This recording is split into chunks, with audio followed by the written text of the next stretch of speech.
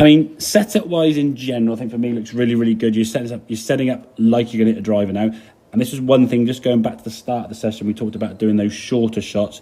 You still set up basically in this position. So understand when you're doing those shorter swings, and it would be worth spending 5-10 minutes of practice session, maybe sort of just stick them in there every sort of 20 minutes or so, just at 5, 10, 15 yard shots, set up for a short shot, then set up for a long shot. I'm probably going to focus more on that than this. Yeah, because that's a part of the game. You've got to find it more frustrating. Yeah, well, exactly. Exactly. But in terms of this movement, so the left-hand one here, now, say from a good position, good rotation, this is all now looking really good. To answer your question about the backswings, I feel a bit more connected.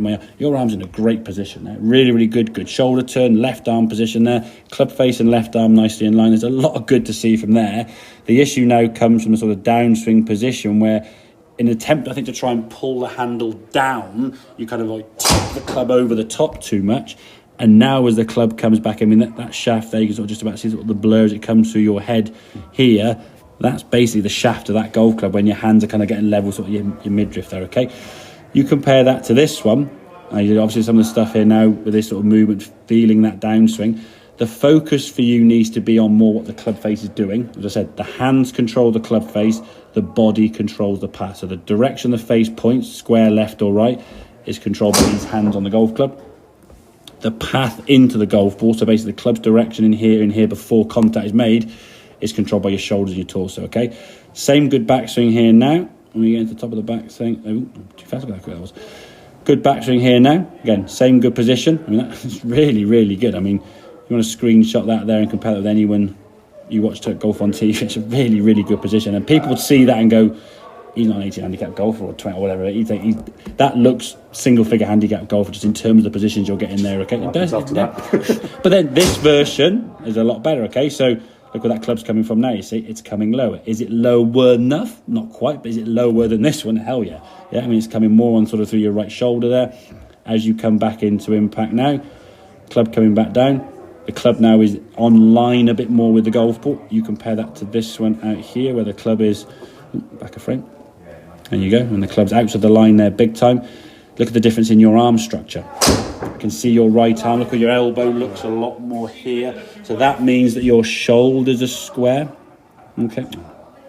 Your shoulders are square more as you come into impact, yeah? Your right arm being more in that sort of tucked in position, which again, a lot of these things, you haven't thought about all these body parts when you're hitting it, yeah? You just stood there and just focused on that club face squaring up and using that kind of imaginary wall to try and match things up with the club face, the lead arm and the shaft there to get the club face square. And if the club face is square and your path, as in this case, I said, were you low enough? Not perfect, but you were certainly lower. Were you on the inside? Not quite, but better. This ball then starts a little bit left to target and just basically stays on the left-hand side with a reasonably good follow-through position there. Not a problem at all. This one coming from outside the line as you did, chopped into the golf ball.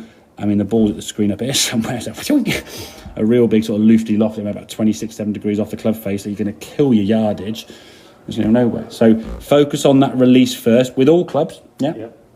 As we hopefully showed you, try and keep it sort of simpler there. As you come into impact, there's a release with your irons. The release is sort of, the ball's back there, the driver is a smidgen later. It's not as if you're doing a different movement with the arms and the hands. The ball is just either hit a bit later with the driver or a bit earlier with the irons. Okay? But it's the same feeling and the same release pattern, really. It just looks slightly different because where the ball's positioned, okay? So get that better release. If the club is released better and your path is still a bit out to in, the ball will just go straight left. Once that ball's continually going left, then you'll be able to move your body better. So move the hip bump a bit more towards the side, keep the shoulder back, and you'll really get more into that position to change your path, yeah? So you'll start changing path with the body, okay? So I'll say that again. Club face is controlled by the hand in terms of the direction it points. Body controls the path the club swings on, yeah? You, like a lot of golfers, almost do the opposite. You try and square the club face up with your right shoulder and then try and swing into it by shoving your arms up there, yeah? Okay. Got to make sure you're using the right body parts for the right job. Gotcha. Okay, mate? Brilliant. Very good.